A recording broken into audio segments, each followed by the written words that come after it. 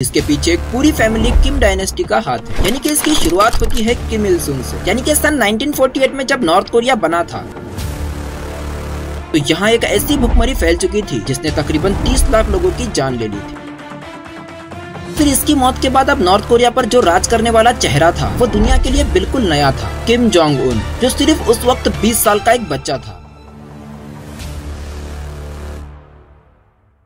साल 2007 को एक नॉर्थ कोरिया का सोल्जर तेजी से अपनी कार को साउथ कोरिया की ओर ले जा रहा होता है कि अगर वो किसी तरह इस लाइन को क्रॉस करने में कामयाब हो जाता है तो ये कदम उसकी जिंदगी बदल सकता है। लेकिन इस बॉर्डर पर इतनी टाइट सिक्योरिटी होती है कि यहाँ से एक चूहा भी बिना परमिशन के नहीं निकल सकता। यानी कि देखो, जैसे ही ये सोल्जर बॉर्डर के करीब आता है तो वो अपनी कार को वहीं छोड़ के साउथ कोरिया की ओर दौड़ने लगता है, जिसके तुरंत बाद वहाँ के गार्ड उस पर फायर शुरू कर देते हैं, जिससे वो बुरी तरह जख्मी हो जाता है। दरअसल नॉर्थ कोरिया से अपनी जान बचाकर भाग पाना बिल्कुल भी आसान नहीं, क्योंकि इस बॉर्डर पर इस डिक्टेटर ने 7 लाख से भी ज्यादा सोल्जर्स को खड़ा कर रखा है। दरअसल आपको यहाँ अपने घर में इन तीनों की तस्वीर लगाकर रोजाना उसे साफ करना होगा, और अगर आप इसे गलती से भी भूल जाते हो तो आपके 3 जनरेशन को उठाकर जेल में डाल दिया जाएगा, जहाँ के लोग खुद से हेयर स्टाइल भी चूज नहीं कर सकते, क्योंकि यहाँ की हर बारीक से बारीक चीज को किम जोंग उन ने ही डिसाइड कर रखा है। दरअसल यहाँ पर ना तो इंटरनेट आता है और ना ही कोई सोशल मीडिया का प्लेटफॉर्म। यहाँ पर बस एक फेक इंटरनेट को चलाया जाता है जो सिर्फ उन्हीं साइट्स को दिखाता है जो सरकार चाहती है। यहाँ के टीवीज में वही चैनल चलते हैं जिनमें किम जोंग उन की तारीफ हो रही होती है। यहाँ के स्कूल में बच्चों को एक ही बात सिखाई जाती है कि किम जोंग उन ही उनका भगवान है। यानी कि बचपन से ही उनके दिल में ये डर बिठा दिया जाता है कि इस आदमी के खिलाफ कभी भी कोई गलती नहीं करनी है। नॉर्थ कोरिया की जिंदगी एक ऐसी जेल है जहाँ तुम चैन से सांस तक नहीं ले सकते, ना तुम यहाँ पर मूवीज देख सकते हो और ना ही कोई फॉरेन गाना सुन सकते हो, और यहाँ तक कि यहाँ आपके फोन कॉल्स को तक मॉनिटर किया जाता है। और अगर कोई इन सब कानून को तोड़ने की कोशिश करता है तो उसे लेबर कैंप में डाल दिया जाता है। दरअसल इन कैंप में लोगों को एक्सट्रीम फिजिकल लेबर करना पड़ता है, जो कि काफी डेंजरस होता है, जिसमें आपके जान की भी कोई सेफ्टी नहीं होती। और आपको जानकर हैरानी होगी कि 2.5 करोड़ लोग आज भी इसी सिस्टम के अंदर जी रहे हैं, बिना किसी फ्रीडम और चॉइस के। दरअसल नॉर्थ कोरिया में ये कानून कई सालों से फॉलो किया जाता है, जिसके पीछे एक पूरी फैमिली किम डायनेस्टी का हाथ है। यानी कि इसकी शुरुआत होती है किम इल सुंग से। यानी कि सन 1948 में जब नॉर्थ कोरिया बना था तब ये अपने आप को सुप्रीम लीडर डिक्लेयर कर चुके थे। यानी कि नॉर्थ कोरिया के एक नॉर्मल से लीडर ने पॉलिटिक्स को रिलीजन बना दिया था। मतलब चर्च की जगह टेम्पल्स नहीं बल्कि उसके फोटोज और स्टैचूज बनवाए गए थे, और यहीं से लोगों को बचपन से सिखाया गया था कि किम इल सुंग कोई इंसान नहीं बल्कि एक भगवान है। और फिर उनके मौत के बाद किम जोंग इल ने गद्दी संभाली। दरअसल ये बंदा थोड़ा अलग लेवल का डिक्टेटर था कि जब 1991 में सोवियत यूनियन बिखर गया तो यहाँ एक ऐसी भुखमरी फैल चुकी थी जिसने तकरीबन 30 लाख लोगों की जान ले ली थी। असल में ये नंबर भी क्लियर नहीं है, क्योंकि नॉर्थ कोरिया अपना डाटा भी किसी को पता नहीं चलने देते। इनके देश में इतने लोग मर रहे थे तब भी यहाँ के किम जोंग इल अपने ऐशो आरामों में गुम थे, लेकिन इसके बाद भी यहाँ इसे एक भगवान के रूप में देखा जाता है। और इनके बारे में इतिहास में लिखा जाता है कि किम जोंग इल एक बार गोल्फ खेलने गए थे और पहले ही दिन उन्होंने 11 होल इन वन मार दिए। यानी कि नॉर्थ कोरिया की हिस्ट्री में सबसे ज्यादा जोक्स भर दिए गए हैं। और फिर इसकी मौत के बाद अब नॉर्थ कोरिया पर जो राज करने वाला चेहरा था वो दुनिया के लिए बिल्कुल नया था, किम जोंग उन, जो सिर्फ उस वक्त 20 साल का एक बच्चा था। लेकिन इसी बच्चे ने आगे चलकर डिक्टेटर नाम का मतलब ही बदल के रख दिया। यानी कि ये बंदा उन दोनों से भी खतरनाक डिक्टेटर है। दरअसल किम जोंग उन ने अपना बचपन एक फेक नाम से स्विट्जरलैंड में गुजारा था, जहाँ वो एक नॉर्मल स्टूडेंट बन के रोजाना स्कूल जाता था। मतलब कि किम जोंग उन को इतना सीक्रेटली रखा गया था कि कोई सोच भी नहीं सकता था कि ये नॉर्मल सा बच्चा एक दिन दुनिया का सबसे बड़ा डिक्टेटर बन जाए।